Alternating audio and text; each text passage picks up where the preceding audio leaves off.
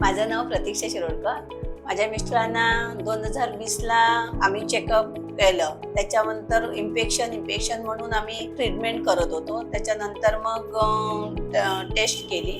त्या टेस्टमध्ये त्यांना कॅन्सरचे सिम्पटम दाखवले. त्याच्यानंतर आम्ही आयुर्वेदिक सहा ठिकाणाहून आयुर्वेदिक औषधं आणले. मलेशियाचं पण मी औषध वापरलंय त्याच्यासाठी. ते महिन्याला 13,000चं पॅकेज होतं. तरी पण मी ते 6-7 महिने केले. नंतर मग आम्ही केमो दिला त्यांना. एक डॉक्टरांकडे गेलो तर तिथून त्यांनी सांगितलं की नाही, त्यांची जीभ काढावी लागणार आहे. तर जीभ काढायला लागणार म्हणून माझे मिस्टर तयार नव्हते होते, म्हणून किमो दिला. 5 किमो घेतले. त्याच्यानंतर आम्ही 5 किमो झाल्याच्या नंतर तरी पण त्यांना काहीच फरक पडत नव्हता. किमो दिल्यावर थोडं दुखणं कमी होतं झालेलं, पण त्यांना काही फरक पडत नव्हता. नंतर मग माझी मैत्रीण सीमा कासले म्हणून आहे, त्याच्या मिस्टरांना हा आजार होता. मग त्यांचा अनुभव बघून आणि त्यांचे सगळे हे बघून मी त्यांना म्हटलं की मला त्या डॉक्टरांना भेटायचं आहे, की मी एकदा मिस्टरांना दाखवते, की ऑपरेशन नाही करणार पण दाखवून तरी बघू ना आपण काय होते ते. मग इथे आलो आम्ही. निखिल मिटकर सर होते, तर त्यांच्या थ्रू आलो. तर त्यांनी एवढं मला गाईड केलं की ती लास्ट स्टेप होती त्यांची.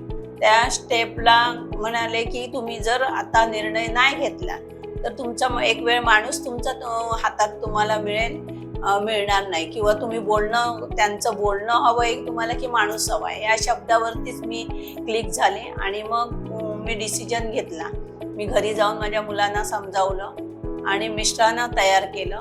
आणि डॉक्टरांनी निखिल मिटकर सरांनी मला एवढं गाईड केलं की आम्ही एका 4-5 दिवसात आम्ही पैशाची सोय करून, आणि पैशाचं पण त्यांनी आम्हाला थोडकं म्हणजे कमीत कमी रेंजमधून त्यांनी आम्हाला ते अवेलेबल करून दिलं. आणि त्यांच्या थ्रू एवढं छान ऑपरेशन झालं की मिस्टर माझे आता 1.5 महिना होऊन गेला, पण माझे मिस्टर आता त्याच्यापेक्षा 50% तरी व्यवस्थित आहेत.